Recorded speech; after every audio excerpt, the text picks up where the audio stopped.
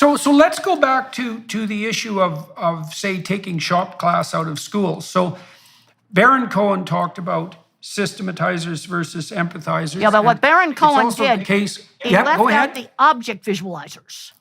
He was looking more at the mathematical visualization pattern thinkers. I agree with him about systematizing and verbal, but object visualizers. But he didn't differentiate. He didn't differentiate the systematizers properly. That should be more Yeah, he differentiated. didn't. The systematizers would have two categories: the object visualizer and the visual spatial. And a big mistake in a lot of perceptual studies is that they're not differentiating them. And some people, there's some verbal people in psychology that don't want to believe this stuff exists. Just while you were setting up the cameras, I downloaded 6 new abstracts that aren't even in my book on this that show that they are different. Right, okay. Got them right here on my lap. So Cohen also talks about gender differences in relationship to this continua. So we can break the continua into 2 parts on the one end. And it is the case that autism tends to be preferentially a male disorder, that's right. although there are females as well. But so that systematizing mode of thinking that you've differentiated into the 2 categories also tends to be gender stereotyped to some degree at a biological level. I avoid that issue. It's too controversial because right now I'm interested in one thing at the age of 75 of helping the students who think differently get into really good careers where they can have satisfying lives. And I avoid the controversial stuff. Yeah, well, I'm not so much interested in the controversy. I'm interested in trying to address the issue of why shop courses, for example, have been taken out of schools.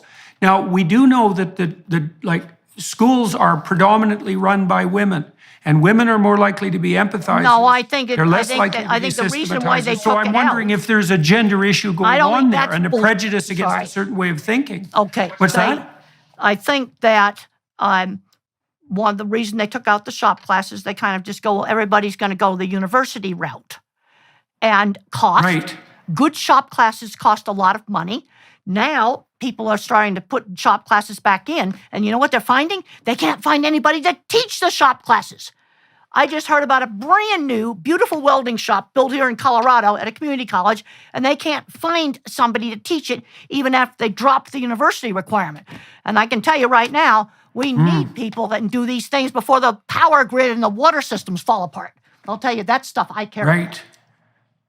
Right. Yeah, well, it's okay. So virtualization. Now, do you think virtualization has also played a role in this? I mean, the systematizing types. Some of the 3D drawings I see are wrong. And that's not going to fix some of the serious problems we got with infrastructure right now. And you need both kinds of thinkers. Like one of the things I've got in my book is where a bridge fell down in Minneapolis.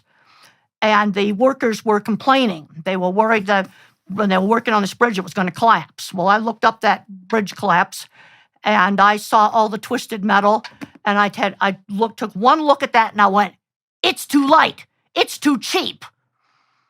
That was just from looking at the pictures. Then I found the engineering report on why that bridge fell down, and they cheated on the gusset plates that hold the beams together, and they were way thinner than the spec.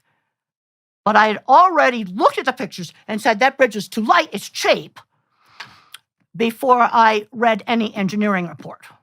So how was it in your life that you attained the practical knowledge necessary to facilitate your thinking? So we're talking about how I'll tell you. In the vision. I'll tell you how you do it. It's real simple. You got to get out and experience all kinds of stuff, because the more information you put in the database, the better you get. And going back to teaching a computer how to diagnose melanoma, you had to give it like a couple of thousand melanoma examples and a couple of thousand mosquito bites, infected boils, and everything else examples. In other words, as I got older and I got more and more information in my database, I could think better and better and better, and I could make smaller categories of things. Now, a lot of the people that I worked with in construction that build equipment for me, that's used in every large beef plant now in the U.S., one of them started, and some of them would definitely be autistic. One of them started out working on cars. Another one took a single welding class, and now he's selling mechanical equipment all over the world.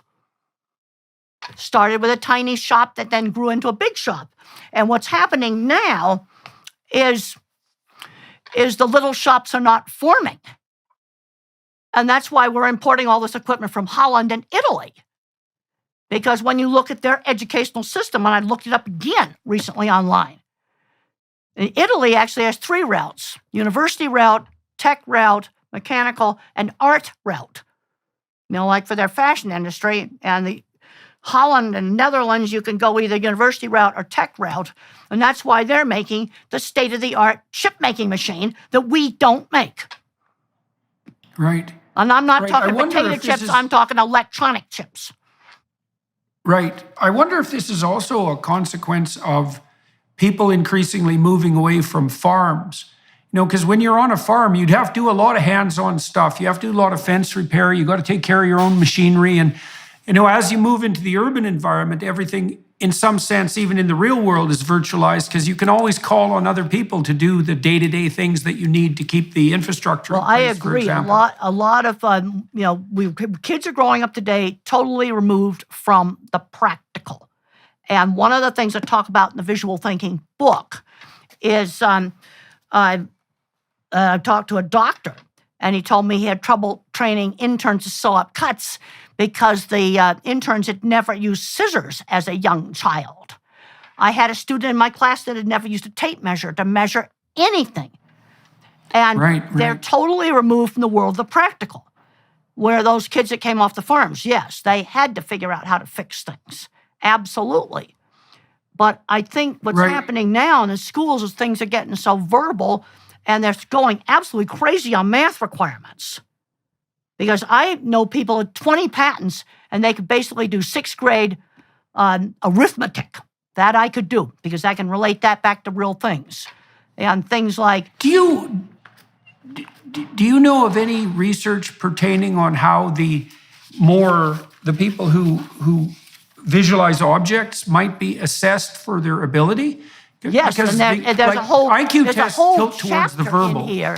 There's a whole chapter in here, and I never can pronounce their names right, Blankenkova, and I never can say the names correctly, but I have a whole list of references in there where the difference between the object visualizer and the visual spatial is being assessed. And there's a whole bunch of references on that. Now I have to look these names up because I can't pronounce them correctly.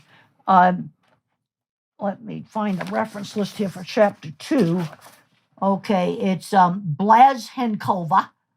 I've got 1, 2, 3 references in here from Blazhenkova on types of creativity. And then the other big reference, I have lots of references, would be Kozhevnikov. If she's got trade-offs, object versus spatial visualization, reviewing the visual verbal dimension, evidence for 2 types of visualizers, that's another paper, spatial versus object visualization, a new characterization of visual cognitive style. That's 3 papers right there from Kozhevnikov that are in my reference list. And I've got a lot of references where there were actual, tests were done.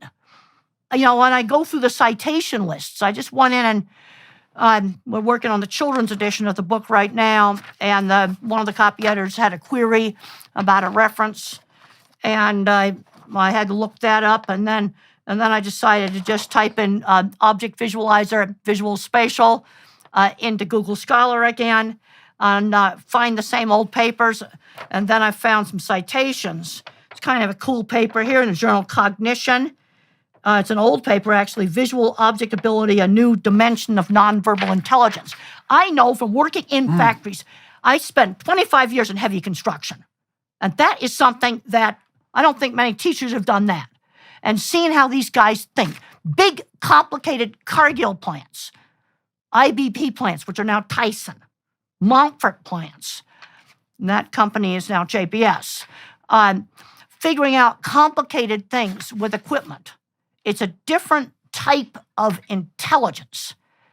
And I think it's, when I worked on the book with Betsy Lerner, my super verbal co-writer who helped me organize things, and she had someone come in to fix a bunch of stuff in her house. And after we had discussed this, Betsy was telling me, well, I watched how he figured out how to fix the stones on the chimney. I had never really thought about it before, but she'd watched how he did things. And then she started to understand there's a form of intelligence there that's absolutely Right. not verbal when she watched a person she hired to fix stuff in her house.